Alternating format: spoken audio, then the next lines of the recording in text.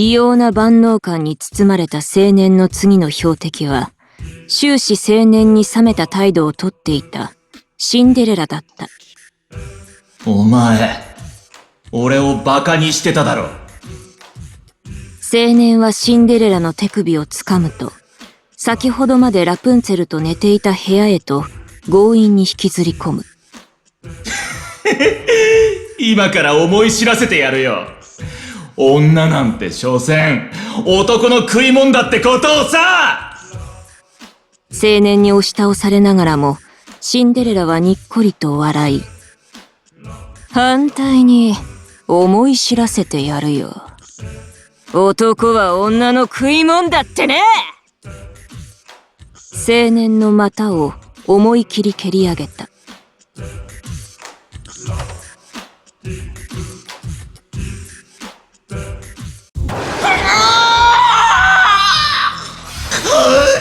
このクソ女！そのクソにやられるあんたはクソ以下の大物ってことか。はあ、臭い臭い。死ね死ね死ね！語彙力もなくなったの？ただの動物だね。この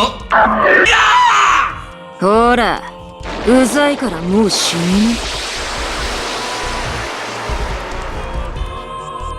こんなもんか。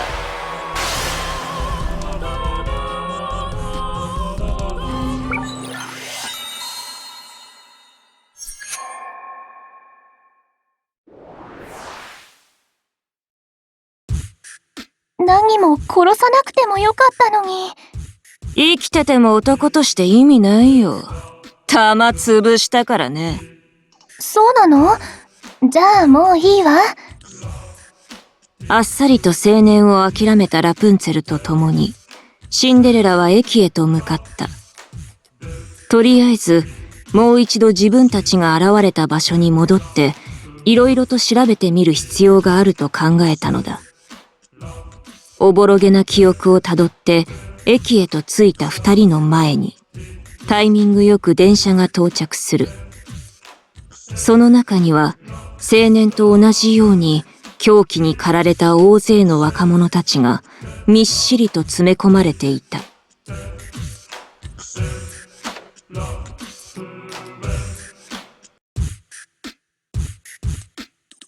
プシュッと音を立てて、満員電車の扉が開く。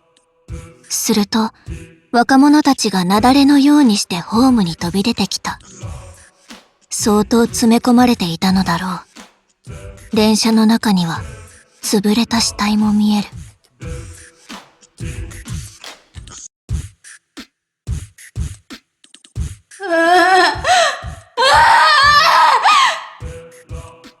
すでにナイトメアと化していた若者たちは、シンデレラとラプンツェルに躊躇なく襲いかかった。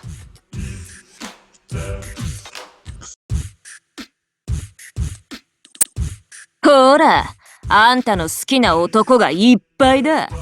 男の人はみんな王子様だけど、正気を失っているのはちょっと。とりあえず、女の人から片付けましょ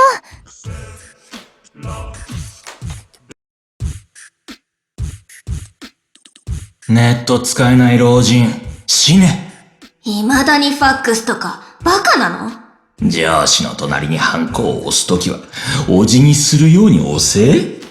変なマナー普及させんな！メール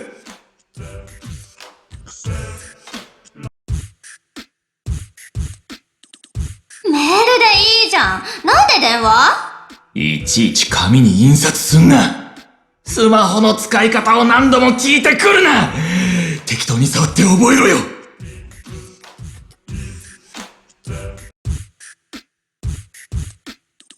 ナイトメア化した若者たちは、年長者への文句を途切れることなく口にする。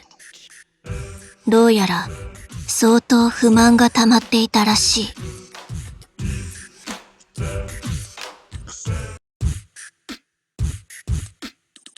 欲望に飲み込まれるのとは少し違うな。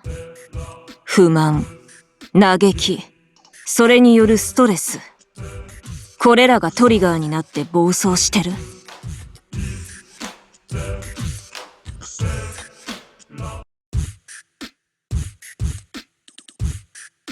まあ、何にせよ、抵抗しなきゃやられるだけだ。ついてこい、ラプンツェル。シンデレラって、女の人なのにかっこいい。おい、そういう目で見るな。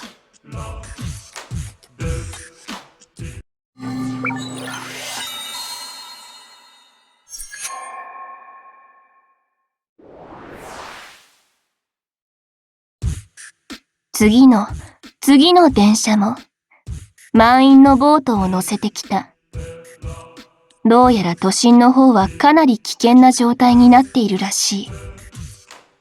元の場所に戻ることを諦めた二人は、もっと人のいない山奥を目指すことにして、駅前に放置されていた車に乗り込んだ。車の持ち主はナイトメアと化したのか、幸運なことにシートにキーが落ちている。シンデレラはこれを動かせるの？昨日男が運転してるのを見たからな。一度見りゃ十分だ。かっこいい。だから、トロンとした目で見るな。見よう見まねで車が動き出す。そこにナイトメアが群がった。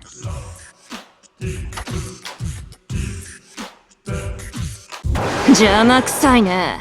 出発前に蹴散らすよ。任せて。愛の逃避行の邪魔はさせない。おい、私は女だからね。あんたの嫌いな女。わかってるわ。でも、かっこいいんだもの。シンデレラに生えていたらいいのに。何がだよ。